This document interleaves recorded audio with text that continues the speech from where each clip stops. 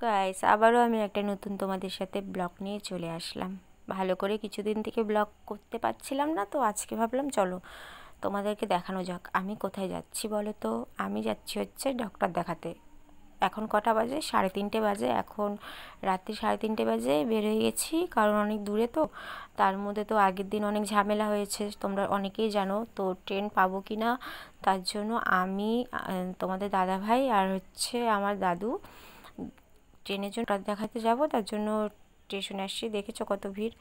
তারপরে আমরা স্টেশনে এসে গাড়িতে উঠে গেছি। এটা হচ্ছে হাওড়া স্টেশন। দেখো হাওড়া স্টেশনে কত ভিড়। তখন বাজে হচ্ছে সকাল 6টা হবে আই থিঙ্ক, হ্যাঁ হবে হয়তো। তারপরে আমরা ট্রেনেও উঠে গেছি। ট্রেনে উঠে যে যাচ্ছি, ভালো লাগছে না, দেখো মুখ চোখের অবস্থা কী। আর তোমাদের দাদাভাই এদিকে পাবজি খেলছে, আর ওইদিকে দেখো দাদু এদিকে কথা বলতেছিল আর তোমাদের দাদাভাইকে নিয়ে। তারপরে হচ্ছে আমরা একটু না, আমি বসেছিলাম ডাক্তারের এখানে, চাটা খেলাম, তারপরে ডাক্তারের এখানে চলে আসি। দেখো কি ভিড়। এরপরে আমরা তারপরে আবার ভিতরে চলে আসলাম। ভিতরেও দেখতে পারবা ভিড় কত হয়েছে। তারপরে আবার ডক্টর দেখানো হয়ে গেছে, তো বের হয়ে আমরা স্টেশনে চলে আসছি, হাওড়া স্টেশন এটা। তো হাওড়া স্টেশনের থেকে এখন আমরা ট্রেন খুঁজছি। দেখো কত ভিড়, দেখছো পা ফালানোর মতন জায়গা নেই, এত ভিড়। আরও ভিড় ছিল, দেখাতে পারিনি কারণ অনেক জোরে জোরে হাঁটছিলাম তো, তার জন্য। তো তারপরে আমরা ফাইনালি মানে স্টেশনে এসে আমরা ট্রেন পেয়ে গেছি। দেখো আমাদের ট্রেন দাঁড়িয়ে আছে, এখন খালি উঠবো আমরা।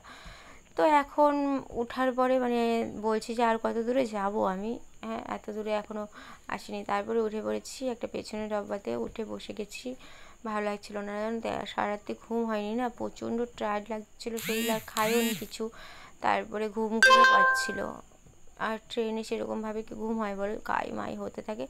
তারপর এখানে আমরা চলে আসলাম আমাদের বাড়িতে। ট্রেনের থেকে নেমে পড়লাম, টোটোতে উঠে পড়লাম। উঠে তাড়াতাড়ি করে বাড়িতে এসে স্নান করলাম। তোমাদের দাদাভাই আবার বিরিয়ানি নিয়ে আসছিলো। স্নান টান করে এসে আগে বিরিয়ানি খাওয়ার জন্য, দেখো তোমাদের দাদাভাই পাগলের মতন মানে চুলও আছড়ানি, তো বিরিয়ানি নিয়ে আসছে, এখন খাবো আমরা।